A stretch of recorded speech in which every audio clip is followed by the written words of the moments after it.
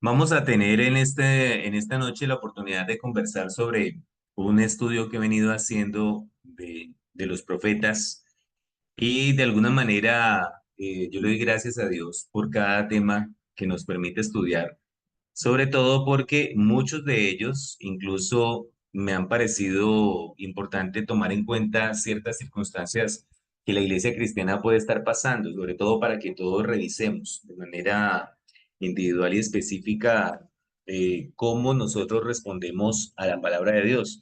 Justo así quise llamar el tema hoy, responder, ¿sí? Responder. He venido estudiando varios profetas.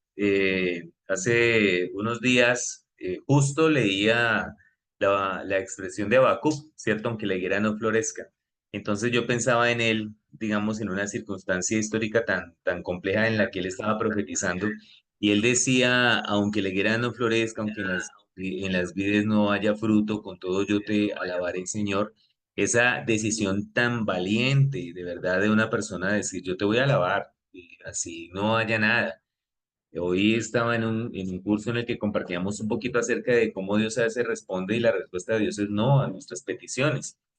Y estudiando esto, me pregunté si nosotros como iglesia damos un mensaje esperanzador en las palabras del Señor, pero al mismo tiempo generamos la perspectiva de cómo responder a las palabras del Señor. ¿Cuál es la respuesta que damos? Porque el Señor muchas veces da respuestas que para nosotros no son muy fáciles de asimilar.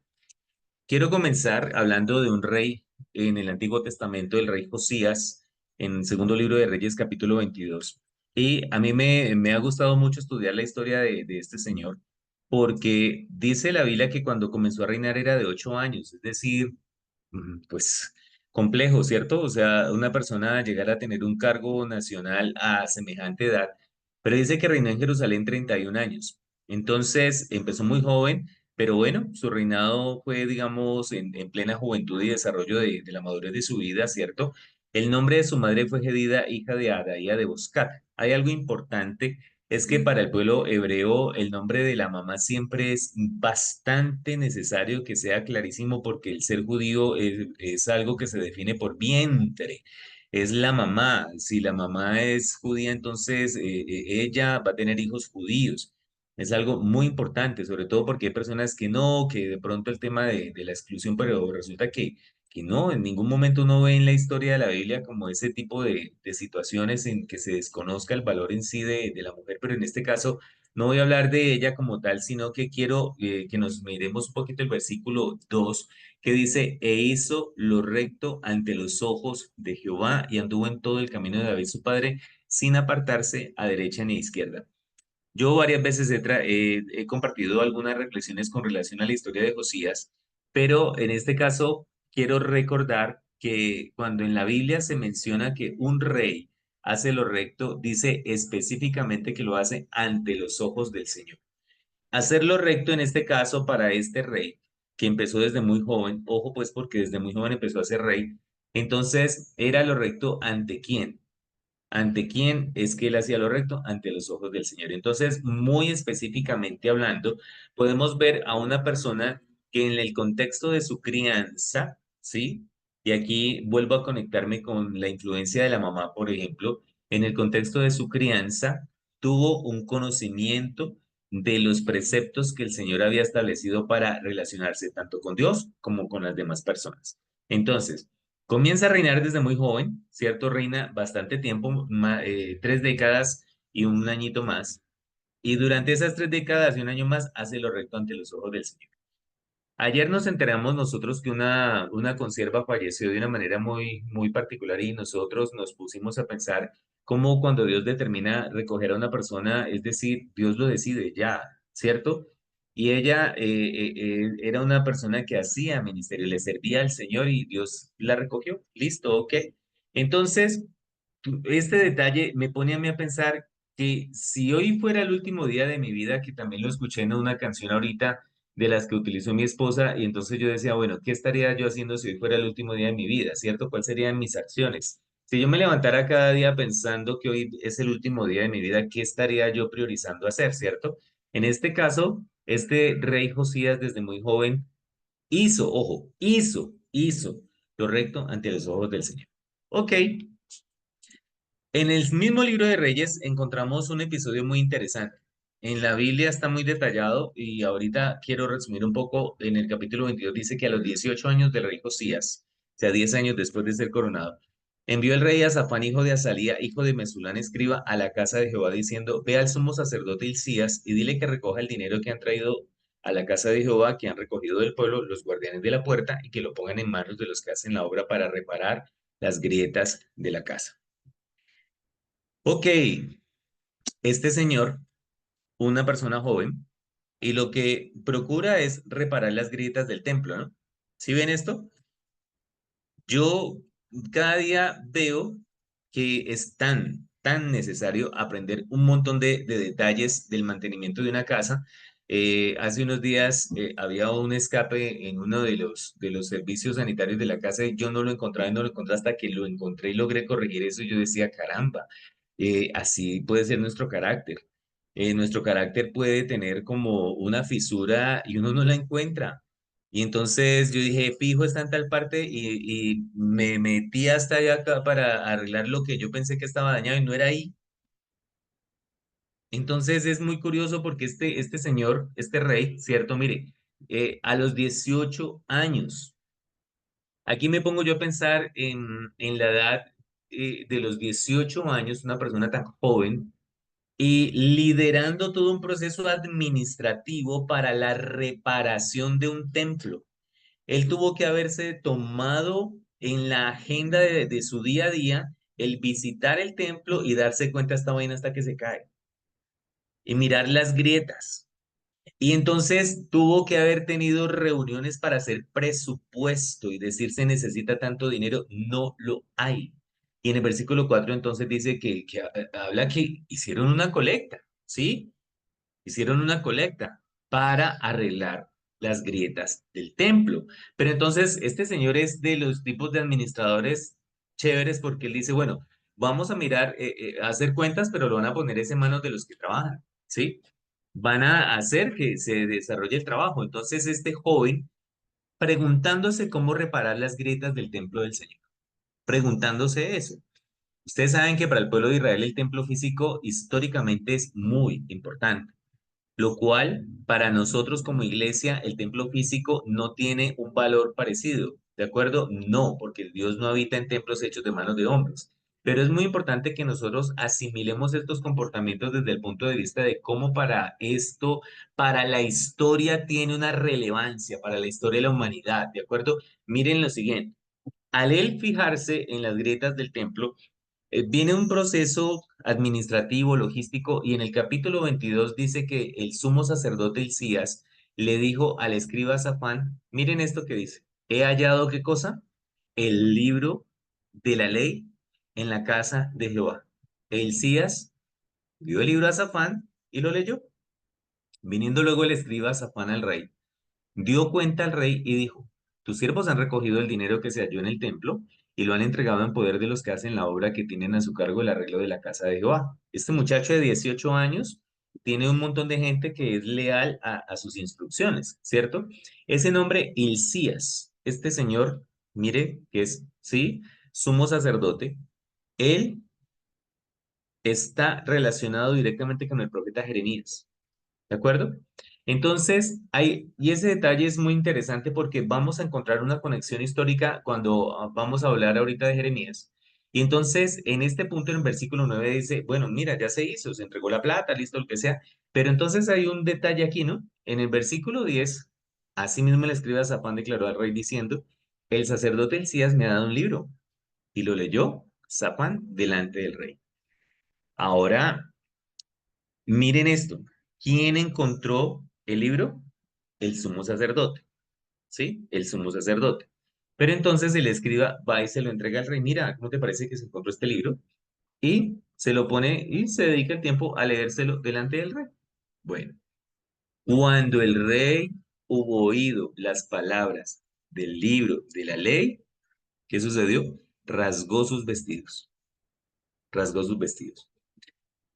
Si usted se tomó el tiempo más adelante de estudiar todo este capítulo, usted se va a dar cuenta que este rey, se quebranta al saber que lleva todo un periodo de tiempo que es muy largo sin que se haya leído la ley de Dios ni delante ni en el templo, ni delante del pueblo, ni en ninguna parte.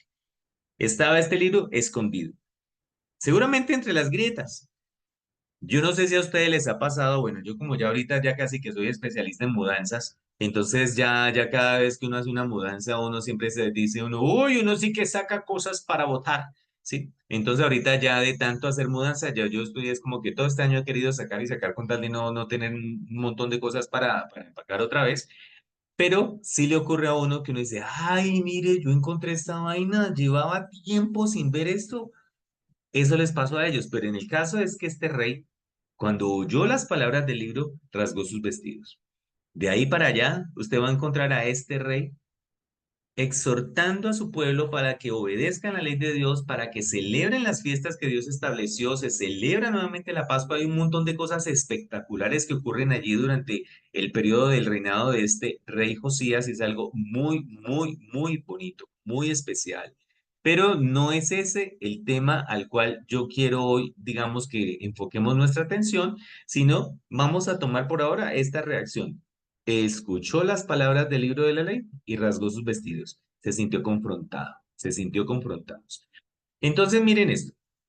Este rey, la historia nos muestra que él termina su vida, ok, perfecto, viene sus hijos a reinar y más adelante entiendo más o menos, ojalá no esté equivocado, que este es casi que otro de sus hijos, no sé si el nieto, pero creo que es el hijo, pero cuando empieza a reinar, ojo con esto, de 25 años era Joacim cuando empezó a reinar y 11 años reinó en Jerusalén. El nombre de su madre fue Zebuda, hija de Pedaías de Ruma, e hizo lo malo ante los ojos de Jehová, conforme a todas las cosas que sus padres habían hecho.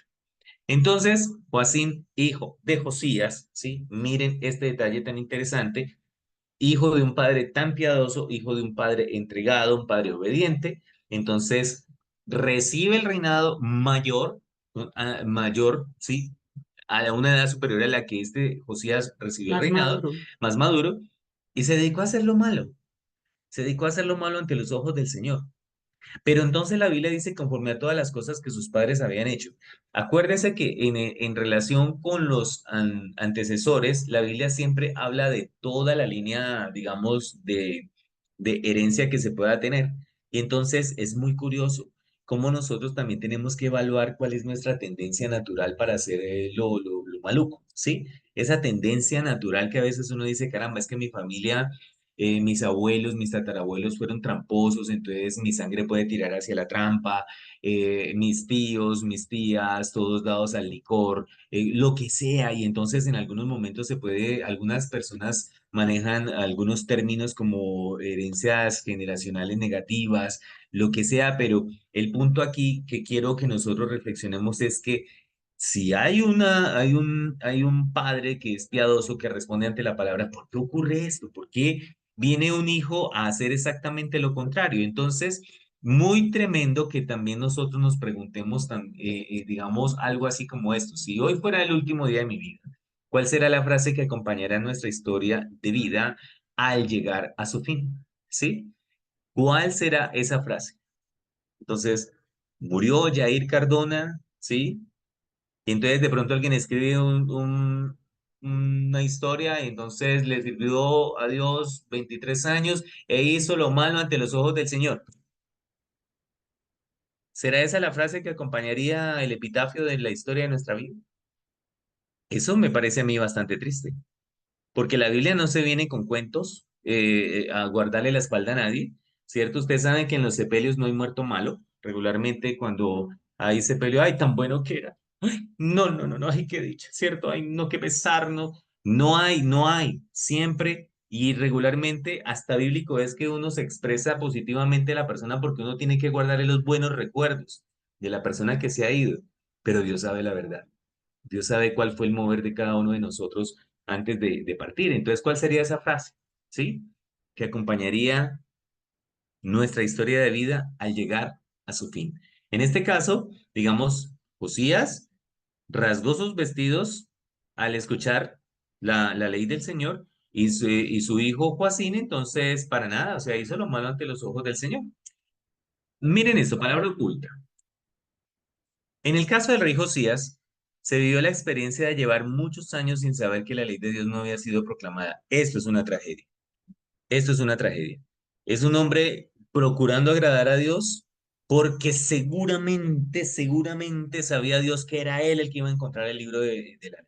¿Sí? Entonces, el Señor sabe cuál es el corazón de una persona desde antes que sea fecundada en el vientre. Ya Él sabe qué persona es. Es decir, Dios no mira un embrión, dice la Biblia, mi embrión vieron tus ojos, pero cuando dice eso es porque Dios sabe qué persona es la que está allí, qué acciones va a tener esa persona durante el resto de su vida. ¿Sí? Él ya lo sabe, él no lo vamos a tomar por sorpresa, pero sí es triste. Es triste realmente uno ver que pasa el tiempo y entonces la palabra no ha sido proclamada. O sea, este señor dice, por Dios, ¿cómo que esta es la ley de Dios y no nos habíamos dado cuenta? O sea, se quebranta e inmediatamente realiza una cantidad de ajustes, de correctivos, como dicen las empresas, oportunidades de mejoramiento, ¿sí? ¿Qué se puede aprender de la manera como responde Josías al ser expuesto a la lectura de la ley de Dios? Aquí quiero detenerme y que usted piense un poquito a ver qué puedes aprender. ¿Qué puedes aprender de esa respuesta de Josías cuando fue expuesto a la ley de Dios? ¿Qué puedes aprender tú de eso? Preguntémosle a Griselda, preguntémosle a Graciela y a Julio, ¿qué se puede aprender de esa respuesta? A ver, Griselda, ¿qué aprendes tú de eso? Dios mío. ¿Qué aprendo? Que lo que cuando él encontró, que cuando encontraron la carta, entonces él Metió diría, en- uy, diría, no, y no estaba haciendo lo correcto, pero me faltaba esto. O sea, como que no ha logrado como que todo lo que Dios quería que hiciera. O sea, como que está Gracias. incompleto. Muy bien. Graciela, ¿qué aportas tú de esto? Abre el micrófono, Graciela, para... Perdón, sí, como decía Griselda, eh, el rey David esperaba la carta y ahí podía confirmar la palabra de Usías, ¿no? ¿Sí bien? Pero definitivamente mm, hay una frase que tú pusiste al final, ahorita, esa la puedo volver a leer, perdone, Voy a mirar cuál fue la pregunta o la anterior. la anterior, esa.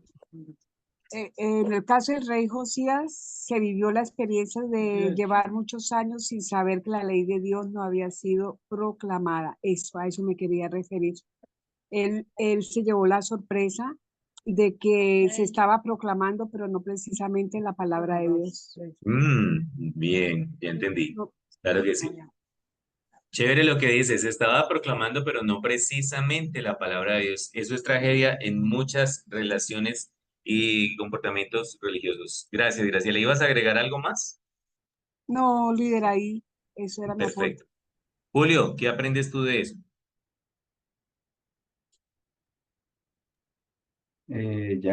Puedo leer nuevamente bien la pregunta, es que no me entendí muy bien. La pregunta. Bueno, entonces, pongamos la pregunta otra vez. Dice acá, ¿qué se puede aprender de la manera como responde Josías al ser expuesto a la lectura de la ley de Dios? Yo creo que eso a veces nos pasa a todos, ¿no? A veces podemos estar asistiendo aún a la iglesia y a veces ni siquiera entendemos bien la ley de Dios, ¿no? A veces vemos todo en este tiempo, ¿no? Pienso yo. Lo comparo con este tiempo, a veces vemos todo como que es amor y gracia, ¿sí? Y no conocemos de pronto muy bien al Dios de la antigüedad, ¿no? Al Dios Padre que siempre o sea, yo estoy leyendo ahorita Josué y siempre veo que él lo único que pide es obediencia, ¿no? Muy bien. Ok. Gracias, Julio. Entonces, fíjense ustedes que definitivamente nosotros tenemos que evaluar el nivel, la respuesta. Pero aquí miremos, Josías se sorprendió, ¿sí? Una persona que al ser expuesto a la palabra de Dios, que en ese momento era la ley, ¿sí? Los preceptos, se sorprendió, se quebrantó, inmediatamente estableció cambios no solo a nivel personal, sino a nivel nacional. El nivel de impacto de la palabra del Señor en el corazón de una persona está ligado a la disposición por aprender.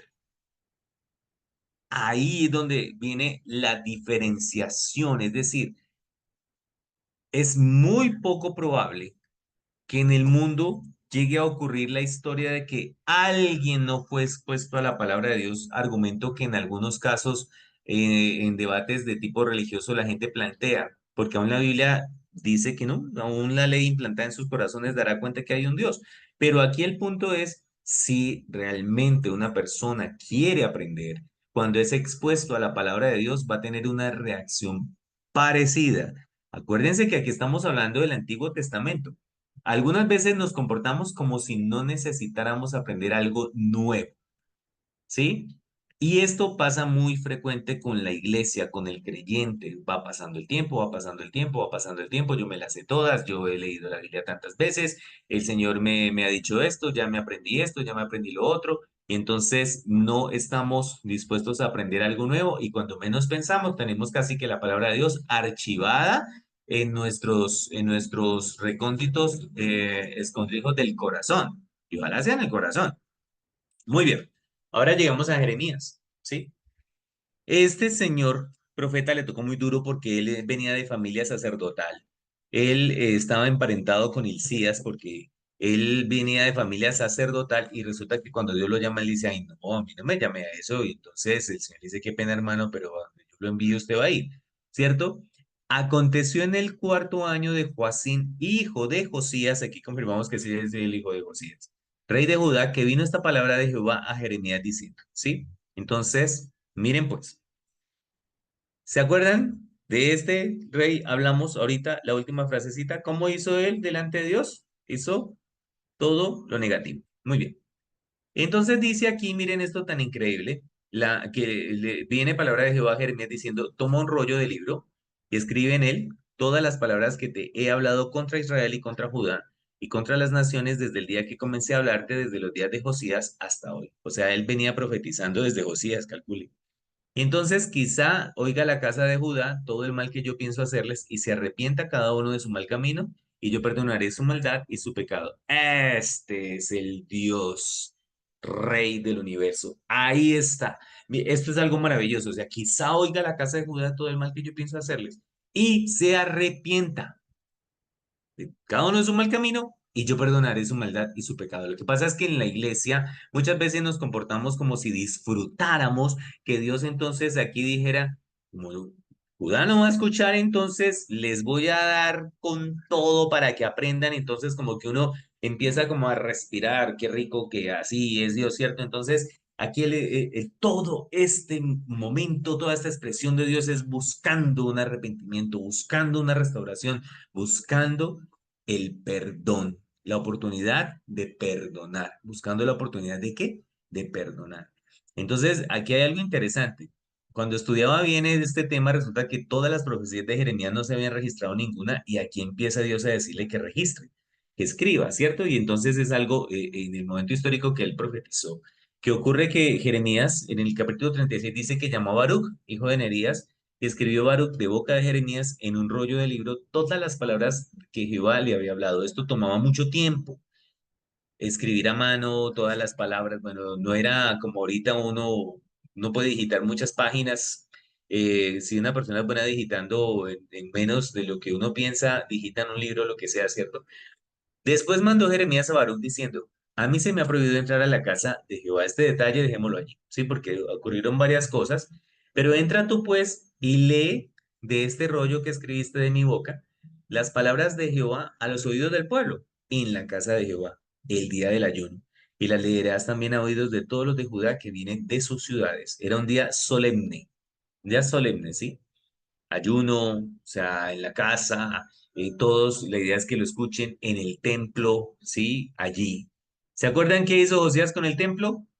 Lo mandó reparar porque se estaba agrietando y Arregló las encontrar. mesas. Ahí fue donde mandó entonces a Baruch, el escriba, a leer las palabras. Y entonces efectivamente lo hizo. Pero entonces el punto es que cuando oyeron todas aquellas palabras, ¿sí? Cada uno, vea quién será User, cada uno, oye, cuando oyeron todas aquellas palabras, cada uno se volvió espantado a su compañero. Y dijeron a Baruch, sin duda contaremos al rey todas estas palabras. ¿Qué encontramos aquí? Que el rey no estaba en el templo, ¿ya? Cuando se leyó todo este rollo, el rey no estaba en el templo. Esto es algo interesantísimo acá, ¿sí? Entonces, como no está en el templo, hoy va a tocar ir ante el rey a contarle. Esto fue lo que ocurrió acá. Y Baruch les dijo, ay, perdón, ¿dónde estoy? 17. Preguntaron luego a Baruch diciendo, cuéntanos ahora cómo escribiste de boca de Jeremías todas estas palabras. Y Baruch les dijo, él me dictaba de su boca todas esas palabras y yo escribía con tinta en el libro. Entonces dijeron los príncipes a Baruch, ve y escóndete tú y Jeremías y nadie sepa dónde estáis. Ellos sabían que esto se le iba a complicar a Jeremías y al escriba. Entonces fueron al patio para presentarse al rey. Noten ustedes que estoy tomando unos versículos claves porque aquí estoy del 16 al 19, pero aquí estoy pasando acá del 20 en adelante. Hubo unos versículos donde empiezan a ver a describirse una logística interesante de toda esta lectura, pero en el capítulo 36 dice, entonces fueron al patio para presentarse al rey, pero pusieron el rollo en la sala del escriba Elisama y le informaron al rey todo lo que había pasado.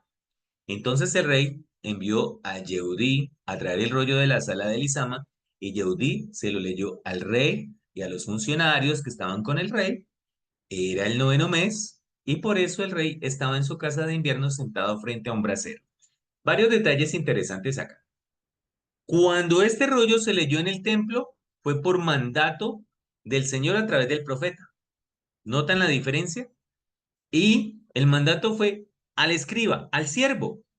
Y aquí, en toda esta logística, entonces empieza el rollo de mano en mano, ¿sí? Y la orden de que se lea el rollo estaba expresada por el rey, por la persona que él delegó, en el espacio que a él le parecía más conveniente, porque como era invierno, estábamos ahorita investigando que ese detalle del mes noveno es porque estaban en los tiempos casi que de frío, fue lo que estudiamos ahora, sí. Entonces, es algo muy curioso y hasta frente a la chimenea, digámoslo así, estaba bien interesado. Entonces, una vez que Yehudí leía 3 o 4 columnas del rollo, el rey cortaba esa sección del rollo con un estilete de escriba y la echaba al fuego del brasero. Así continuó hasta que quemó todo el rollo. Todo el rollo. Ni el rey ni sus funcionarios tuvieron temor ni rasgaron sus vestiduras. Ojo. Acuérdese que hizo Josías cuando escuchó la ley de Dios. Rasgó sus vestidos. Aquí, ¿qué fue rasgado acá? El rollo. Y además quemado. El Natán de la Ía Marías le rogaron al rey que no quemara el rollo, pero él no les hizo caso. Entonces aquí es donde yo quiero que nos detengamos, por favor, a pensar cómo es que nosotros respondemos a la palabra del Señor. Creo que es algo de verdad importante que nosotros evaluemos, que nosotros pensemos de verdad cómo es nuestra respuesta a la palabra del Señor. Muy bien. Aquí hablamos de una respuesta evidente. Miren esto. Cualquier persona que intenta silenciar a Dios con recursos terrenales tiene una opinión muy alta de sí mismo. Cualquier persona, sea argumentos, ahorita con tanto, digamos, espacio en el cual Dios nos está permitiendo interactuar en relación con el estudio de la Biblia, creo, por ahora, con temor reverente, lo digo que a veces en la iglesia estamos pretendiendo silenciar a Dios. Con recursos terrenales, claro, ¿cuáles? Estrategias, metodologías, qué sé yo, cantidad de cosas. Y digo yo, Señor, danos un espíritu de temor delante de ti porque esto es delicado. Cualquier persona que intenta silenciar a Dios con recursos terrenales tiene una opinión muy alta de sí mismo, pero también tiene un concepto muy bajo de Dios, muy bajo de Dios. Pretender decirle a Dios no hables, por ejemplo, a través de una dama.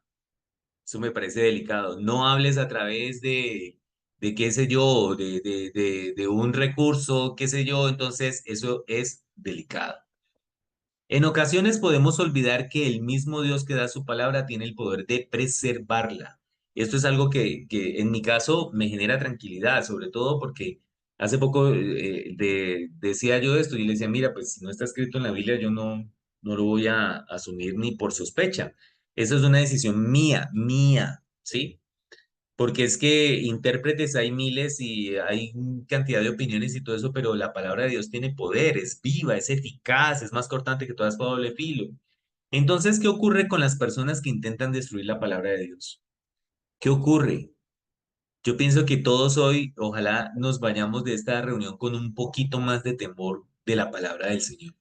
Que de verdad pensemos un poco cuando Dios habla cuál es nuestra respuesta, cuál es nuestra actitud, qué es lo que hacemos con la palabra del Señor. Entonces, ¿qué ocurre? Mire aquí. Usted puede pensar que con el que intenta destruir la palabra de Dios ocurre cualquier cosa, X, Y, Z, pero en Jeremías vemos el caso específico del rey que quemó el rollo. Dice aquí que después de que el rey quemó el rollo con las palabras de Jeremías, que Jeremías le había dictado a Baruch, el Señor le dijo a Jeremías, toma otro rollo y escribe en él el mismo mensaje que escribiste en el primer rollo que quemó Joacín, el rey de Judá. A Joacín, rey de Judá, dile, esto dice el Señor. Has quemado este rollo diciendo, porque has escrito en él que de seguro el rey de Babilonia vendrá a destruir esta tierra y a exterminar a su pueblo y los animales. Porque era ilógico para este rey que esta profecía fuera verdad porque estaban en un momento máximo financiero, político, estaban súper bien a su entender. Pero entonces dice en el versículo 30, pero el Señor dice sobre Joacín, rey de Judá. Ninguno de sus descendientes ocupará el trono de David, su cadáver será arrojado y quedará expuesto al calor y a las heladas de la noche. Castigaré su iniquidad, la de sus descendientes y la de sus siervos. Enviaré sobre ellos y sobre los habitantes de Jerusalén y el pueblo de Judá todo el sufrimiento que les advertí, porque no me hicieron caso. Muy tremendo esto.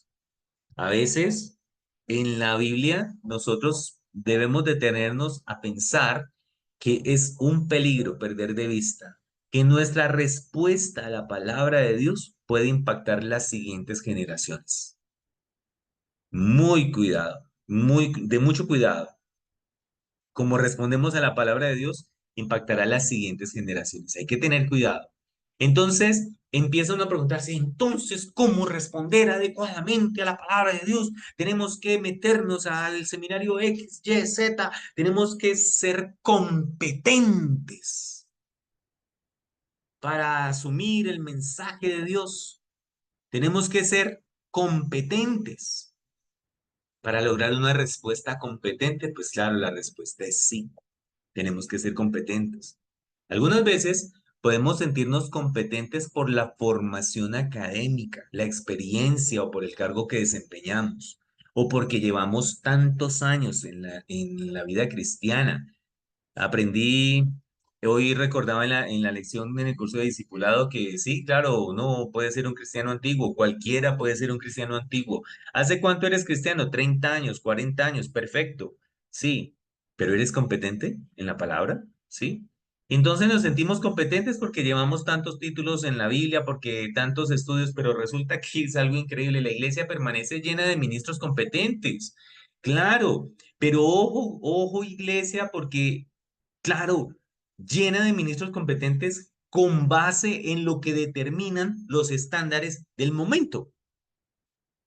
Cuando se estudia historia del cristianismo, el nivel de competencia de un ministro cristiano siempre fue siendo casi que valorado de manera equilibrada y acorde casi que a los sistemas de pensamiento del momento, incluso a conveniencia de los sistemas políticos del momento, y hay que tener cuidado. Hay que tener cuidado para usted y para mí. ¿Quién es? ¿Qué hace que una persona pueda ser un ministro competente? Cada uno de nosotros somos responsables de la respuesta que tenemos a la palabra de Dios. Sí, podemos dar una respuesta competente a la palabra de Dios. Claro que sí. Y el apóstol escribió a los Corintios, una iglesia muy particular, una iglesia bastante llamativa. Y les escribió algo muy interesante, ¿no? Les dice, no queremos decir que nos creemos capaces de hacer algo gracias a nosotros mismos. Ah, y me gustaría, no sé si alguien me ayuda, Graciela, si tú tienes Biblia para que me busques esta misma cita bíblica, pero en la versión Reina Valera 1960. ¿Me confirmas si lo alistas, por favor? Claro que sí, líder. Gracias, Graciela. Entonces yo voy a leerlo, es que me gustó esta versión. Dice, no queremos, señora. No, nada, sería 2 Corintios 3, 5, 6. Sí, esa, exactamente, Graciela. Entonces voy a leerla en esta versión. Dice, no queremos decir que nos creemos capaces de hacer algo gracias a nosotros mismos, pues Dios es quien nos da la capacidad para hacer todo lo que hacemos. Solo Dios nos hace capaces de ser sus siervos del nuevo pacto que Él ha hecho con su pueblo. Solo Él nos da la Dale, por favor. capacidad de entender la gracia con la cual Él procura el perdón y la restauración. Este nuevo pacto no está basado en la ley escrita, en una ley escrita, sino en el Espíritu. Porque la ley escrita lleva a la muerte, en cambio el espíritu lleva a la vida. Graciela, ¿tienes la versión de la Reina Valera? Sí, señor. ¿Escucha? Dale, léela, Sí, por señor. favor. Sí, Sí, es el 5 y el 6. Dice, no que seamos competentes por nosotros mismos para pensar algo como de nosotros mismos, sino que nuestra competencia proviene de Dios, el cual asimismo nos hizo ministros competentes de un nuevo pacto, no de la letra, sino del espíritu, porque la letra mata, mas el espíritu vivifica. gracias, Graciela. Es que quería escuchar las dos versiones, sobre todo porque ese remate de esa versión, la letra mat, el espíritu vivifica. O sea, tú y yo podemos ser ministros competentes de la letra de la ley, de la letra de la historia de la Biblia. Podemos ser muy competentes, ¿sí? Pero el que produce vida es el Espíritu, es el que te hace competente. Entonces, la competencia proviene de Dios. Entonces, sí podemos, pero sí estamos en conexión con Dios. Por lo tanto, estamos llamados a responder. Claro que tenemos que evaluar cómo respondemos. ¿Cómo? Encontrarnos con la palabra de Dios conducirá a transformación y restauración. Esto para mí sí creo que es clave. No puede, no, o sea, no hay, digamos, concordancia en la historia de una persona o una familia que son expuestos a la palabra de Dios y seguimos en la misma de hace 20, 30 años. ¿Qué pasó allí? ¿Sí? Muy curioso. Cualquier intento que hacemos para desconocer su palabra será infructuoso y conducirá a momentos de confrontación. Tengamos mucho cuidado. Cuando menospreciamos la palabra de Dios, cuando cogemos la palabra de Dios, la rasgamos como sea, no es físicamente ni mucho menos, sino que hacemos caso omiso, vamos a tener confrontación directamente con el Señor. Es importante revisar cómo estamos respondiendo a su palabra. ¿Por ley? Genial. Aprenderse la ley, apréndase los más de 600 tantos ordenanzas, hágale. Eso ya es un comienzo. Eso ya es un comienzo. Tener miedo de incumplir un mandamiento, eso es un comienzo, perfecto. Ay, pero hágasela para usted mismo, ¿sí? Ya que va a vivir por ley, aplíquesela a usted primero, ¿sí? Ya que va a vivir por ley, entonces colóquese todo eso y vívalo usted.